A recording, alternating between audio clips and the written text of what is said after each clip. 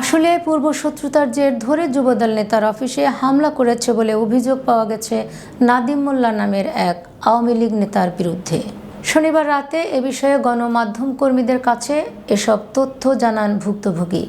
এর আগে আশুলিয়ার বেরন এলাকার ইস্টার্ন হাউজিং মাঠে ইউনিয়ন যুবদল নেতা সবুজ সরকারের অফিসে এ হামলার ঘটনা ঘটেছে বলে অভিযোগ ভুক্তভোগী সহ আশেপাশের লোকজনের।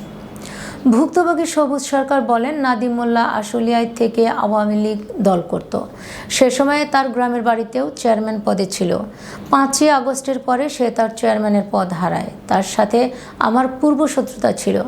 এরই জের ধরে তার নেতৃত্বে 10-15 জন দেশীয় অস্ত্র নিয়ে আমার অফিসে হামলা চালায়। পরে সাধারণ জনতা ধাওয়া দিলে তারা পালিয়ে যায়। আমি এ ঘটনার তীব্র নিন্দা জানাই। এ বিষয়ে অভিযুক্তের মুঠোফোনে একাধিকবার যোগাযোগের চেষ্টা করেও তার ফোন বন্ধ পাওয়া যায়।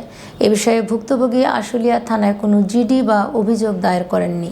3 দিন আগে ঘটনাস্থলে নাদিম মোল্লার কিছু কিশোর বাহিনী এসে আমাদের বিএনপি নেতা ইউনিয়ন যুবদলের, যিনি 17 বছর পর্যন্ত নির্যাতিত হয়েছে, মানুষের ধারে ধারে মামলা হামলায় নির্যাতিত লোক, তার উপরে নিঃসম্ভাবে যেই নাজিম মোল্লার কিশোর বাহিনী এসে তার অফিসটারে তাই কোবাই কাবাই একদম তছনছ করে ধুয়ে চলে গেছে।